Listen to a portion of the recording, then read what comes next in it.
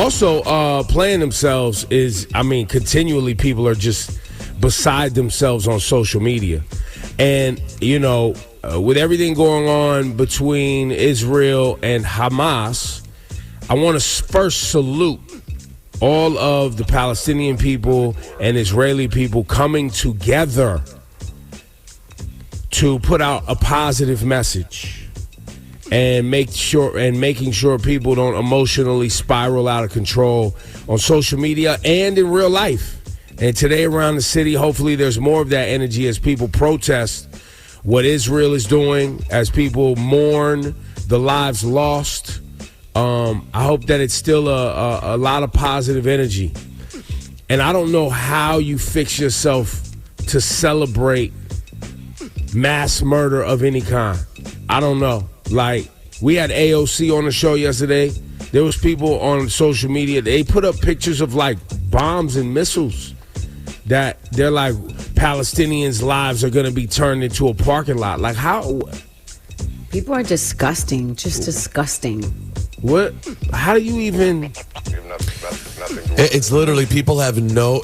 Here's my question: how can you only be sad about the death of innocent people if it's not you?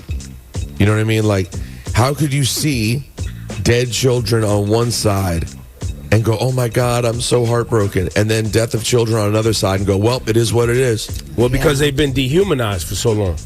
Yeah, but that goes both ways. No, that's what I'm saying. They've been dehumanized. Oh, you mean each side? Yeah, they just don't even look at each other as human beings. Yeah, people get taught early. You don't even need to think about these people as regular people. And so you saw people celebrating Saturday. And then you see people being like, whatever happens now happens. It's like, well, no. Well, hold on a second. Can't we all agree that in every circumstance we choose the baby? As this woman, really smart woman, put it, you choose the child over the gun every single time, no matter who the child is and no matter who the gun is. You always choose the child. Some people are only pro-life when they're bullying somebody else. You know what I'm saying? They're only pro-life when they want to tell people what to do with their uterus. Any other time, or pro-life when the life looks like themselves. That's right. And for that, they get this button.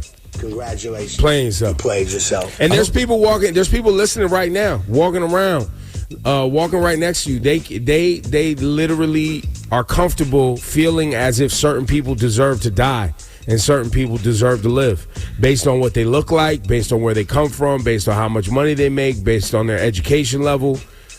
This is rampant through our society. I also want to point out, though, because on Fridays these days I've been recapping the week a lot, Ebro. Like, it's hard during the week. What stood out is the biggest congrats. And to me, what I'm still stuck on and have been all week is, if you just are like believing everything you see in terms of the idea that everybody feels like they're good with people dying, that's a message that is being spread intentionally.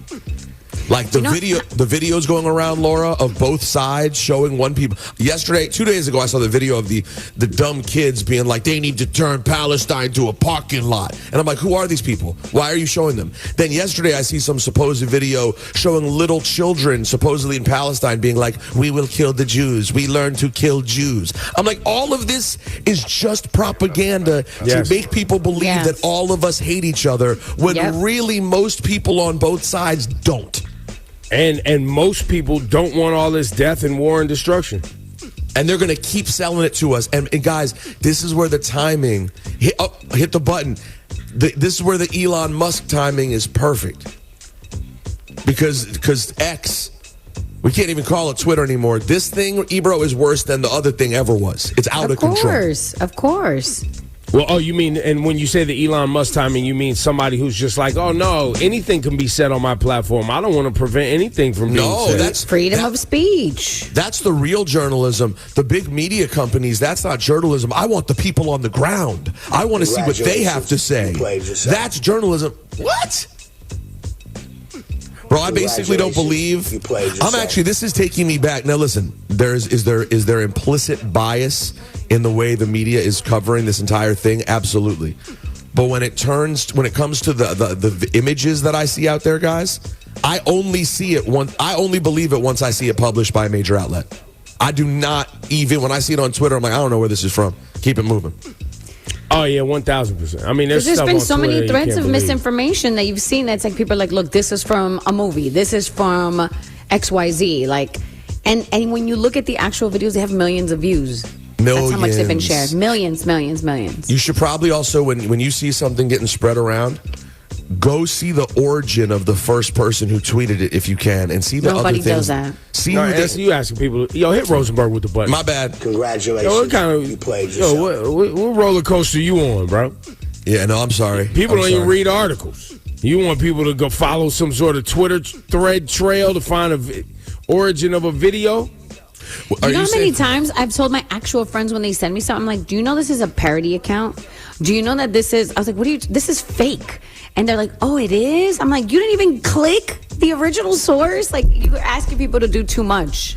Yo, It's so sad. You know the whole headline of 40 beheaded babies and this whole thing that people have been talking about? Yeah. Nobody has been able to validate that claim. And then Congratulations. You played yourself. did the picture that went around yesterday, was that not real? People are saying it's not. You know, once But then, again. by the way, this could go both ways too, right? Exactly. So then But you're that's like- the whole chaos of it all. That's my Oh point. how do you know anything anymore? Like, you got to, I'm telling you, man. Yo, nightly news comes on at 7 o'clock. It may not be exactly what you're looking for, but you can be pretty sure that the stories have at least been vetted and it's not completely made up. Well, and then the frustrating piece for me often is, it's always done through a Western lens. It's always done through a European white supremacist lens. And so I'm sitting there like, yo, even this whole time with everything going on in Palestine, Israel, it's terrible. It's atrocious. There's mass murder taking place in Yemen, in the Congo.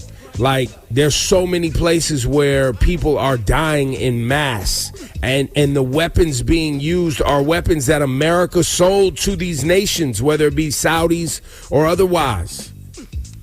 It never gets covered.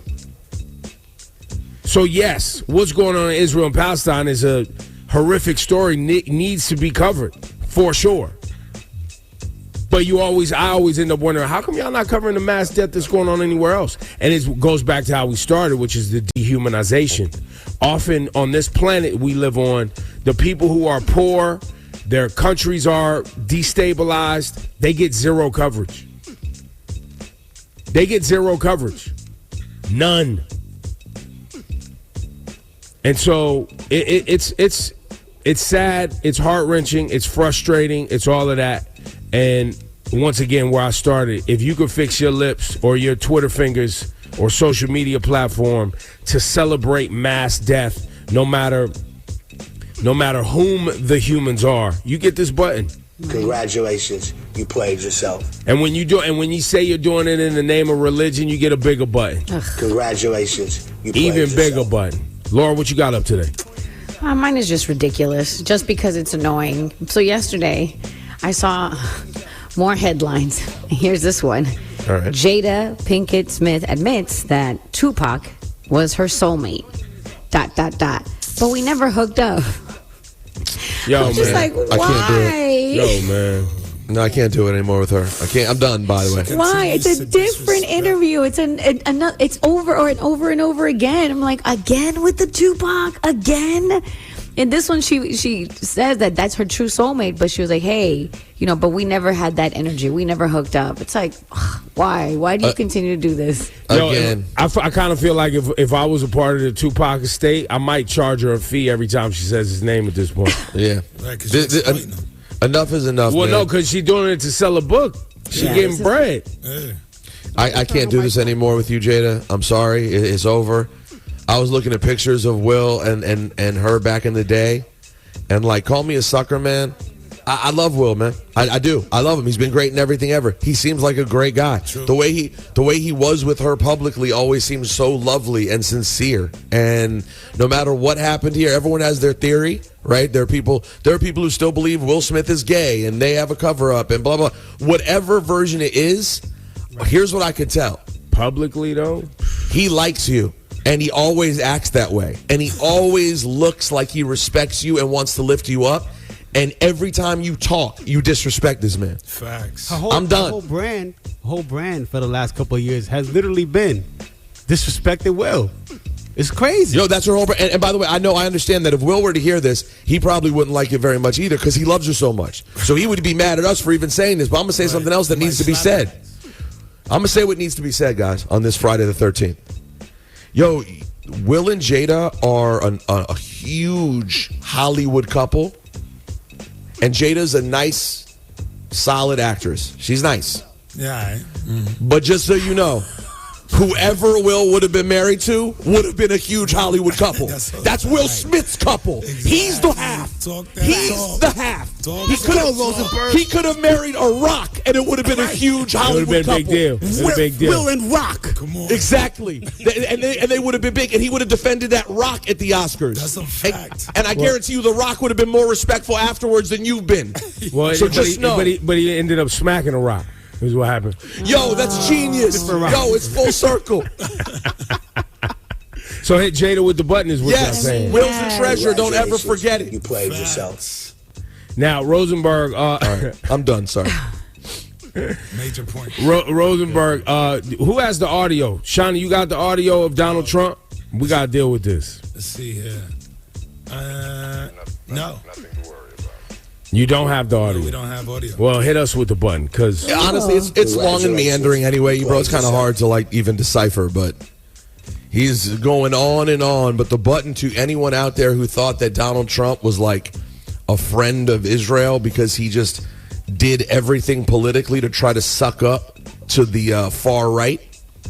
Because yesterday, you know, in Israel's time of need, he's using this as a time to talk about how Bibi Netanyahu did him wrong, did very bad things, took credit for things he shouldn't have taken credit for, and Trump's out. Sounds like he's out. Well, he went on to call him weak. He went on to call just Israel weak and basically stupid. Yep. And then behind closed doors is reportedly calling for Netanyahu's impeachment, which, by the way, I agree with, but for very different reasons, I'm sure.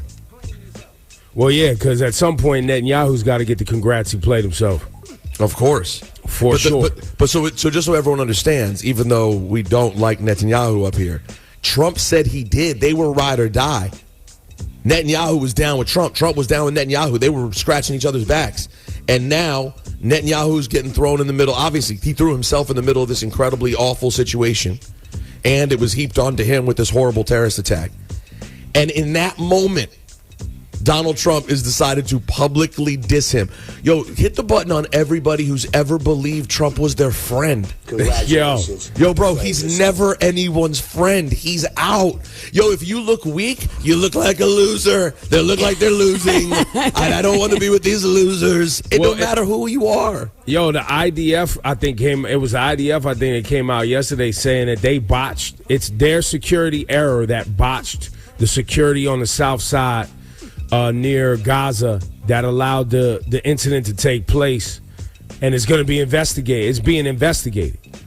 That allowed the incident to take place where 200 people more than 200 people at that festival were gunned down. And you know, supposedly, they were concentrating on protecting the damn settlers in the West Bank.